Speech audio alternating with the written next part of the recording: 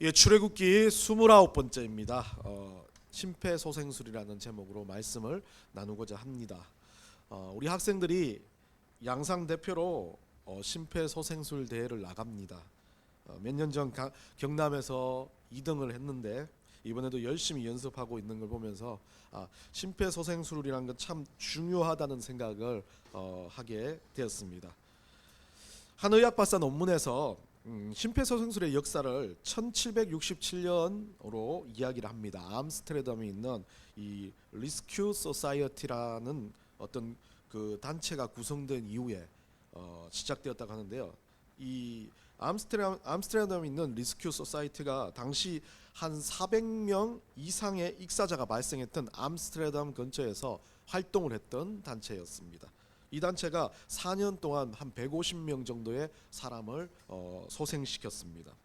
익사자들이 그렇게 살아나다 보니까 이제 이것들이 세상으로 널려져서 1960년대 초에 의료인과 일반인에게 이 심폐소생술이 보급되기 시작했다라고 합니다.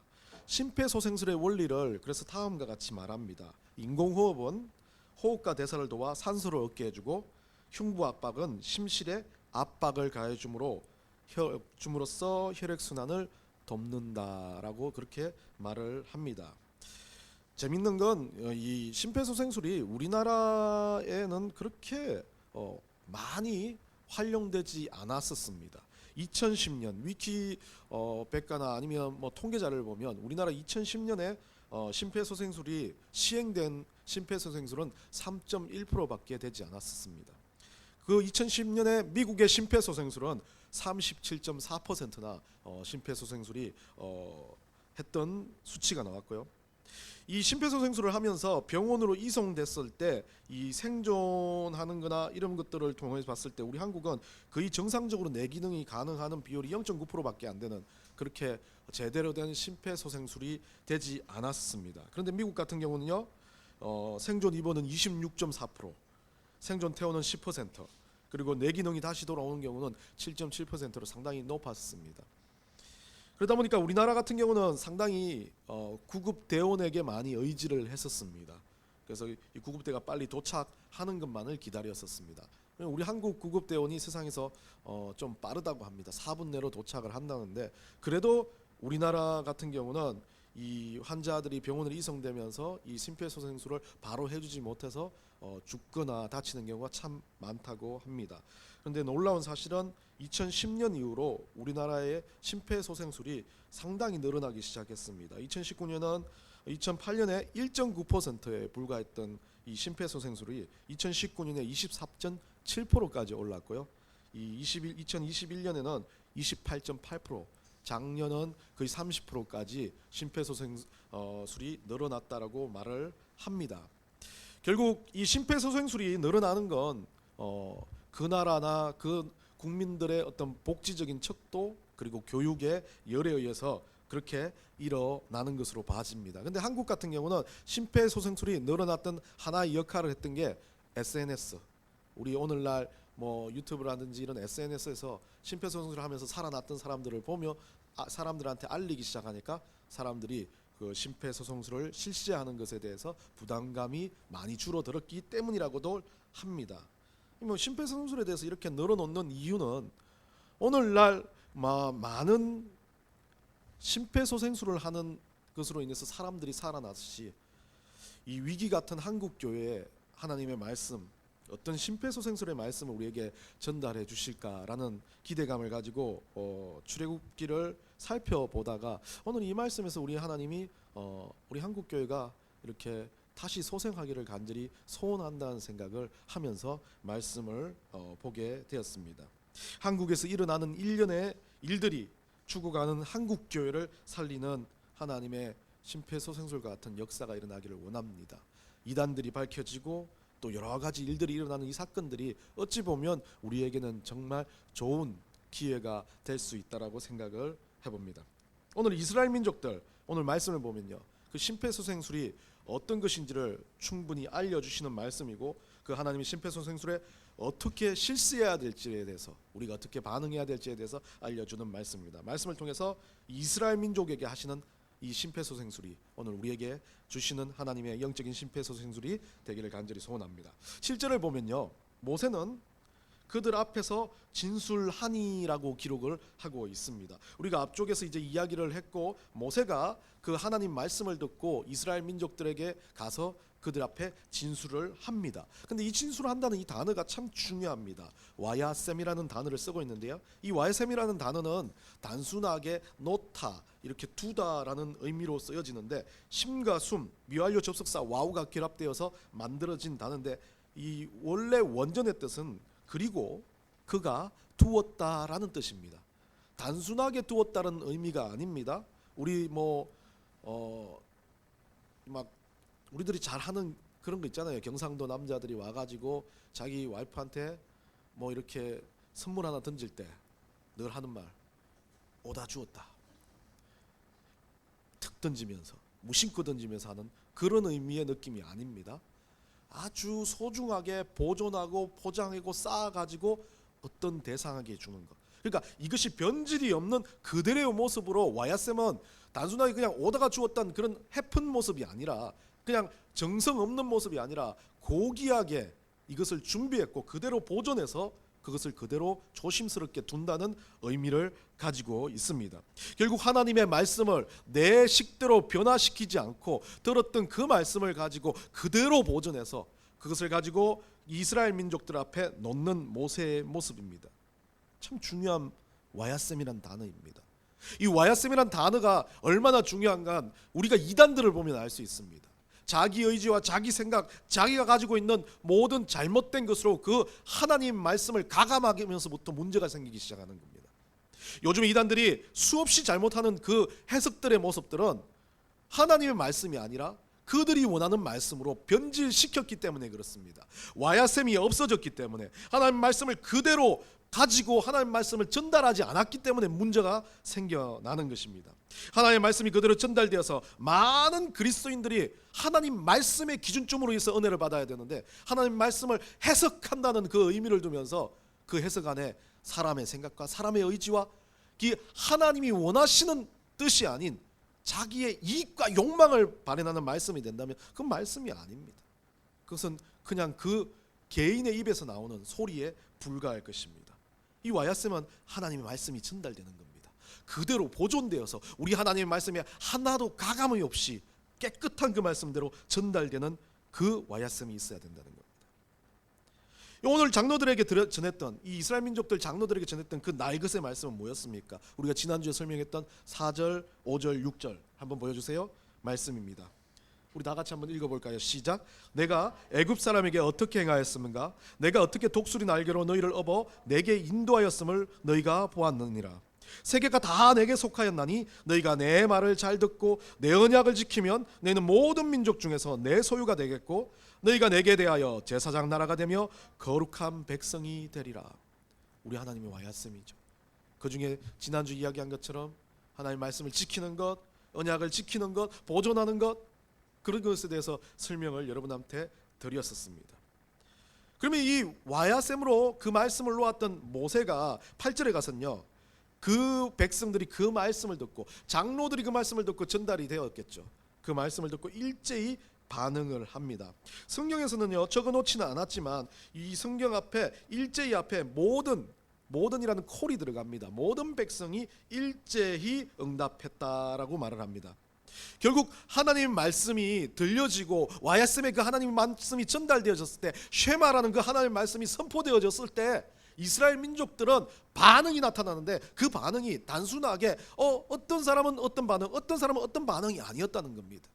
부흥의 역사라고 이야기하는 건 단순한 반응이 아니라 우리 하나님 말씀이 들려졌을 때 모두 다 동일한 반응들이 일제히 일어난다는 거죠. 그 일제히라는 단어가요, 야흐띠우, 꼭 이상한 이 뿌띠우 같은 태국 발음 같은데 야흐띠우라는 단어인데, 예외 없이 모두가 한 뜻, 한 목소리라는 뜻입니다. 결국 모두가 하나의 방향을 향해서 마음을 고정시키는 것, 모두가 한 목소리를 낸다는 것, 모두가 하나에 대해서 일치하고 모두가 똑같이 한다는 것을 이야기합니다.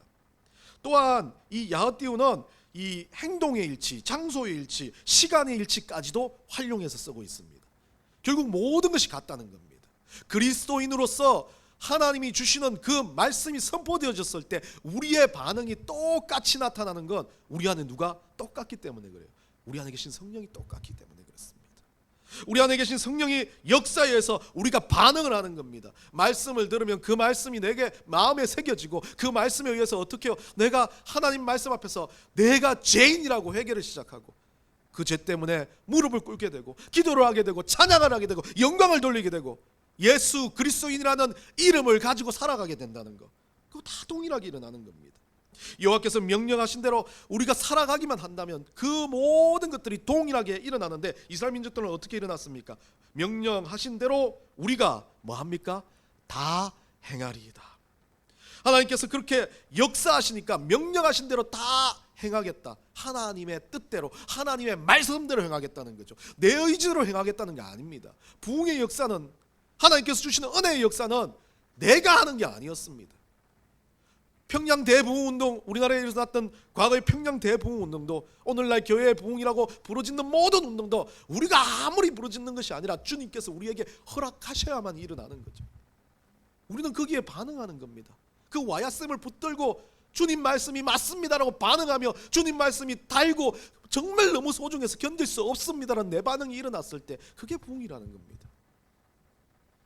말씀의 의지에서 일어나는 회개, 성령의 충만에 의해서 내 안에 일어나는 기쁨, 무엇보다 하나님의 영광을 위해서 살기 위해서 간절하게 땀을 흘리면서 노력하는 모든 것들이 하나님의 말씀에 의해서 이루어진다면 그것이 부흥의 역사로 새겨져 나가는 길들이라는 겁니다.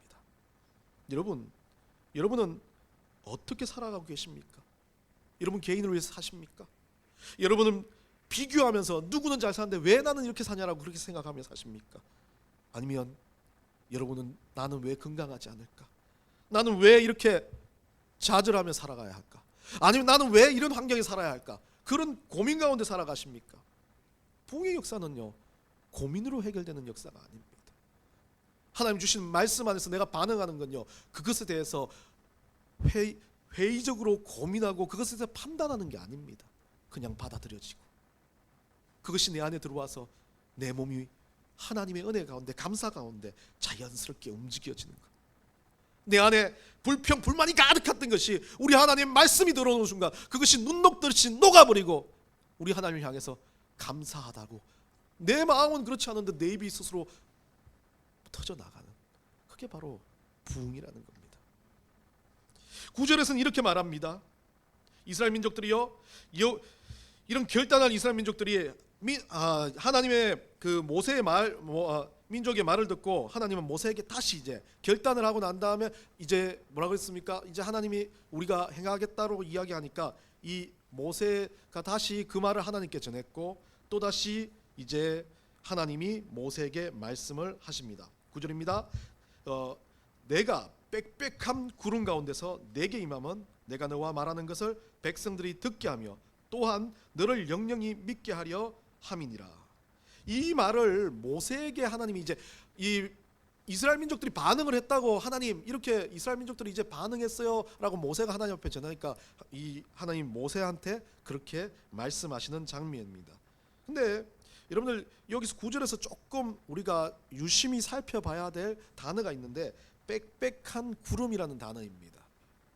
이 하나님과 이스라엘 민족 사이에서 모세가 왔다 갔다 하면서 했던 말들과 이 이야기들을 통해서 모세는 이스라엘 민족들에게 하나님이 주시는 말씀을 그대로 와야씀으로 전하고 있었고, 지금 여기는 모세에게 어찌 보면 하나님이 개인적으로 권위를 세워주기 위해서 하시는 말씀인데요. 그 하나님이 어떤 구름이요? 빽빽한 구름이라고 이야기합니다. 이것은 빼아버 해안안이라는 단어를 쓰고 있는데, 여러분들 정관사에 대해서 내가 누누이 설명을 하고 있습니다. 해안안이라는 단어, 안안이라는 단어는 구름인데 그 앞에 해가 붙은 정관사가 붙은 건, 이 구름은 특별한 구름이죠.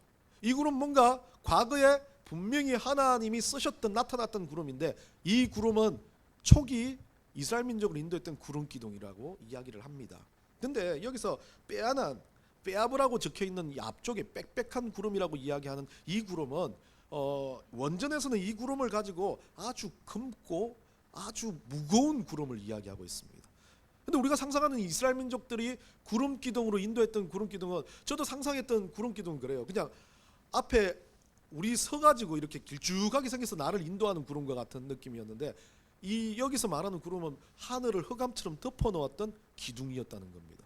그만큼 무겁고 무서운 느낌의 구름 기둥이었습니다.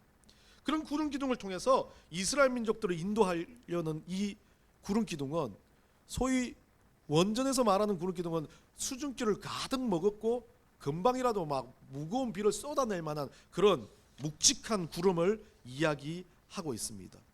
하나님이 모세에게 이런 빽빽한 구름으로 인해서 너에게 듣게 하고 너를 보게 하겠다는 이 이야기를 한 게 참 고민스럽기도 하고, 왜 일반적인 뭐 불기둥이라 그러면 밝고 열정적이고 대단한데 왜 구름 기둥은 이러냐라는 생각을 해봅니다. 원래 이스라엘 민족이 낮이 뜨거운 해를 피하기 위해서 그랬다면 굳이 검고 무서운 구름이 아니라 하얀 구름만 해도 충분히 예쁜 하얀 구름으로 하늘을 덮고 빛을 덮으면 될 것 같았는데 왜 그랬을까 스스로 고민을 해봅니다.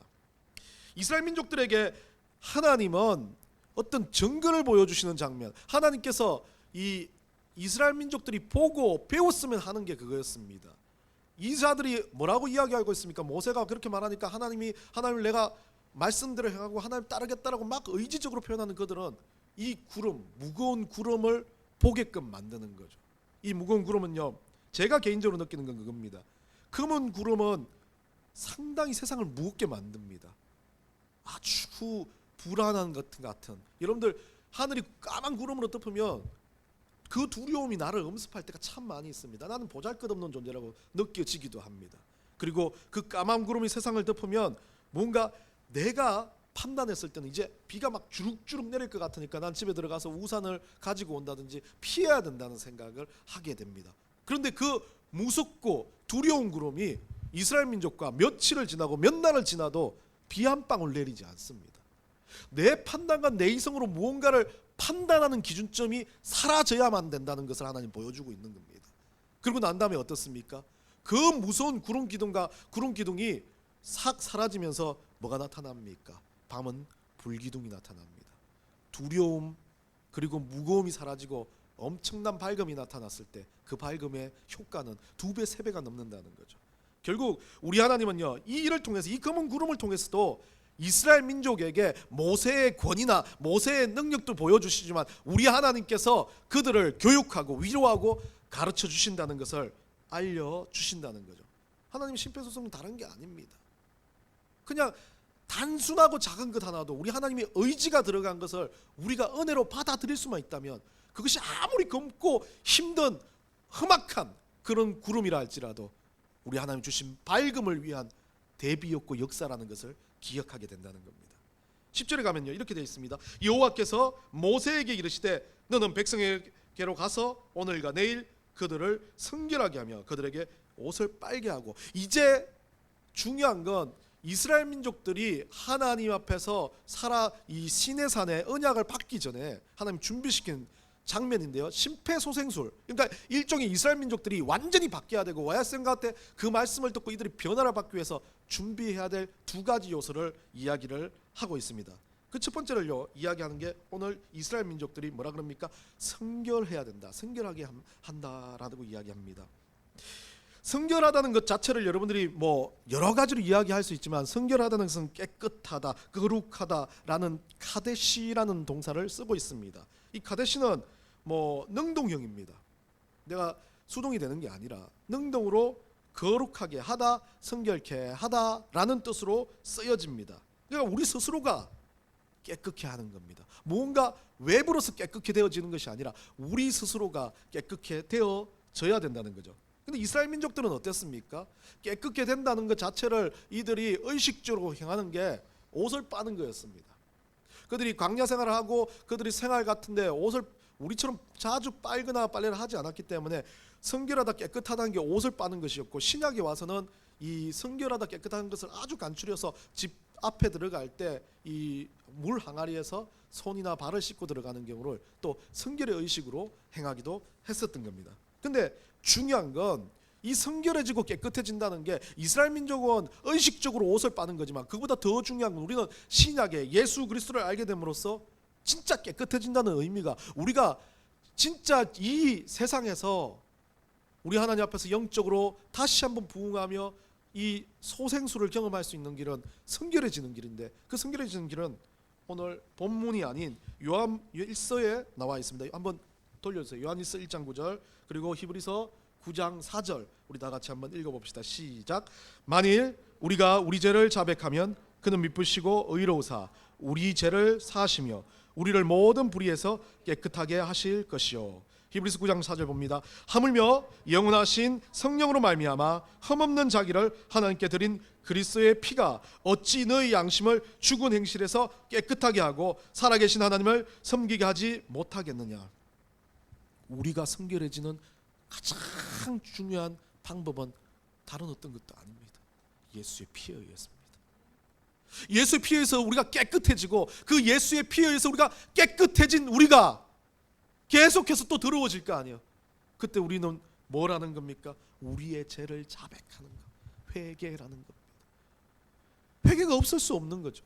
우리는 늘 회개가 있을 때 은혜가 들어오고 회개가 있을 때 성령이 충만히 들어오는 겁니다. 평양 대붕운동, 붕의 역사, 리바이벌이라고 하는 그 모든 것들의 근저에 보면 회개로부터 시작했습니다. 내가 잘못했기 때문에 주님 앞에 무릎을 꿇고 내 더러운 모습을 한탄하니까 뭐가 보입니까? 예수 보혈이 보이는 거죠. 나를 덮어주시고 나를 씻어주시고 나를 깨끗게 한 예수 피가 그때 보일 수 있다는 겁니다. 우리 한 번 더 디모데전서 4장 5절 한번 봅시다.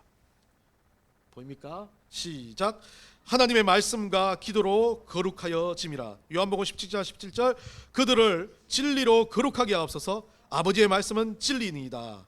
고린도전서 6장 11절 너희 중에 이와 같은 자들이 있더니 주 예수 그리스도의 이름과 우리 하나님의 성령 안에서 씻음과 거룩함과 의롭다 하심을 받았느니라. 모든 말씀의 근거를 보면요, 우리가 회개함으로 깨끗해지지만 그 회개함의 전제를 보면 뭐가 있습니까? 내가 왜 죄를 깨닫냐? 내 죄를 어떻게 알고 있냐? 말씀에 근거한다는 거죠. 우리 하나님 말씀의 근거에서 내 죄를 깨닫고 그리고 우리가 회개의 기도를 통해서 예수 그리스도의 보혈에 의해 거룩하다, 의롭다 칭함을 받을 수 있다라는 것입니다. 여러분은 어떻습니까? 여러분 성결하십니까? 여러분 깨끗하십니까? 아무리 내가 깨끗하다 성결하다는 말을 하려고 해도 그렇게 깨끗해 보이지 않습니다. 죄에 찌들어 살고 있고 늘 보면 그리스도인인지 세상인인지 모르는 그 구별 가운데 우리는 살아갑니다. 그때마다 우리는 혼란스럽고 그때마다 우리는 우리 스스로를 바라보면서 참 부끄럽습니다. 그런데 그게요, 그리스도인의 양심입니다. 세상은 그런 양심도 없습니다. 자기가 죄인이라고 생각지도 않습니다. 자기가 죄인이라고 생각지 않으니까 예수 그리스도의 피가 필요가 없는 겁니다. 거룩해지고자 하는 것, 깨끗해지고자 하는 것은 그들은 이스라엘 민족과 똑같이 옷을 빨고 목욕을 하고 씻는 것으로 자기가 깨끗해졌다고 생각합니다. 근데 우리는 예수 그리스도의 피, 예수 그리스도의 은혜밖에 없다는 것을 기억하셔야 됩니다. 베드로전서 한번 1장 18절 19절 우리 다 같이 한번 보겠습니다. 시작. 너희가 알거니와 너희 조상이 물려준 헛된 행실에서 대속함을 받은 것은 은이나 금같이 없어질 것으로 된 것이 아니요 오직 흠없고 점없는 어린 양 같은 그리스도의 보배로운 피로 된 것이니라. 우리가 된 것, 우리가 지금 이렇게 살아있고 우리가 나는 거룩하다가 할 수 없지만 우리 하나님이 나를 그렇게 거룩하게 해 주실 수 있는 이유는 예수 그리스도, 흠없고 순전한 예수 그리스도 피로 가능하다라고 말씀하십니다. 우리의 성결은요 다른 것으로 오는 게 아닙니다. 우리의 부흥은 다른 것으로 올 수 없습니다. 오로지 예수 그리스도의 피에 의지했을 때 우리의 부흥이 시작될 수 있다는 것을 이야기합니다. 다음 11절에 가서 그렇게 말합니다. 이제 두 번째 우리가 바꿔야 될 것, 우리가 두 번째 해야 될 것을 이야기하는데 두 번째 작업은요, 셋째 날을 기다리라라고 이야기합니다. 이 좀 시내산에 들어가기 위해서 우리 하나님께서 준비하는 것 중에 여러 가지가 있었겠지만 그들을 성결케 하시고 기다리라는 의미를 가지고 있습니다. 근데 이 셋째 날이라는 단어는 제3일, 염 하첼리시라는 단어를 쓰고 있는데 뭐 종교력으로 말하면 시바널, 그 이스라엘 민족들의 종교력으로 말하면 3월 여섯째 날이라고 말합니다. 근데 이 날이 언젠지는 모르겠지만 그 날까지 기다리라라는 의미를 이야기하는 건지 아니면 3일 동안 기다리라고 이야기하는 건지 그거에 대해서는 정확하게 제가 알지는 못하겠지만 중요한 건 그 특정한 날, 하나님이 허락하신 특정한 날을, 특별한 날을 의미하고 있다는 겁니다. 근데 저는 여기서 3일이라고 생각하면 내 머릿속에 박혀있는 제 머릿속에 박혀있는 3일이라는 의미는 오직 우리 예수님께서 십자가에 달리시고 다시 부활하신 3일밖에 생각이 나지 않는 겁니다. 여러분은 어떻습니까? 예수님이 그 3일 만에 부활하셨던 그 이야기를 우리가 늘 언제나 듣고 깨닫지만 그 3일의 의미는 제가 본 게 아니라 제자들의 입장에서 본다면 엄청난 시간이었을 겁니다.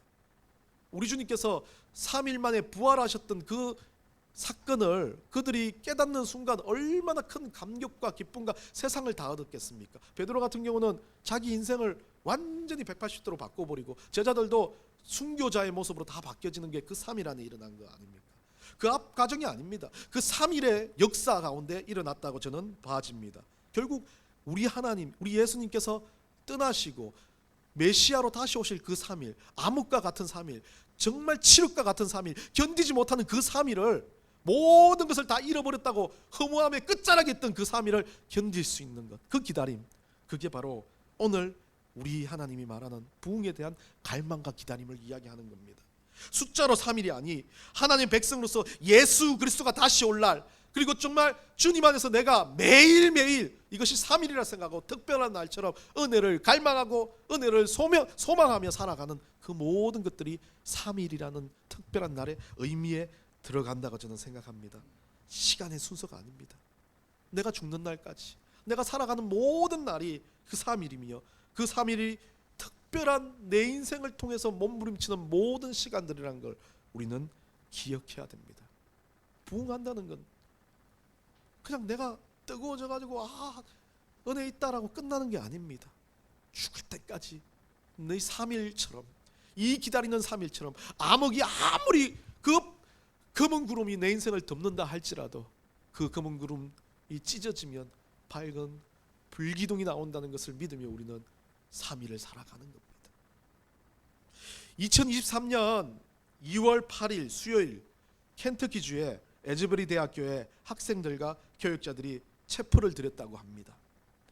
에즈베리주 같은 경우는 켄터키주 에즈베리 대학이라는 이 대학은 켄터키에 있는 아주 작은 지역의 대학교고 우리로 말하면 그렇게 대단한 대학교도 아닌 그냥 지방에 있는 전문대 같은 대학이었습니다.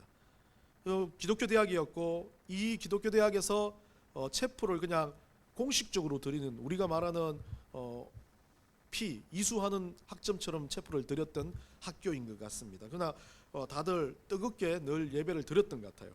예배 후에 소수의 학생들이 남아서 기도를 더 하고 있었는데 그들이 기도할 때 무언가 느껴지기 시작했고 그들은 친구들한테 그리고 같이 예배 드렸던 사람들한테 SNS를 보내서 우리 기도하자라고 이야기하니까 그때부터 기숙사에 갔던 학생들이 몰려들기 시작하고 사람들이 몰려들기 시작하면서 그날 그 자리에서 예배가 시작되어서 역사가 일어나서 2주 동안 그 자리에서 기도와 예배가 끊이지 않는 기적의 역사가 일어난 겁니다. 기적의 역사. 깨어났네. 잠자는 자들 중에 깨어난 자.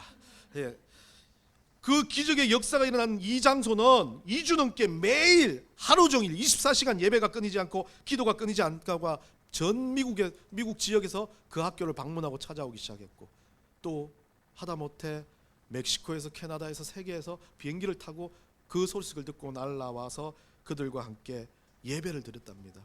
결국 이 윌모라는 인구는 약 6천 명 정도가 있는 작은 도시였는데 여기에 몇만 명들이 모여가지고 예배를 드리고 은혜를 갈망하고 사모하기 시작하면서 이들을 통해서 그 지역의 켄터키주의 많은 대학교들로 이 부흥의 역사가, 기도의 역사가, 은혜의 역사가 흘러갔다라고 이야기합니다.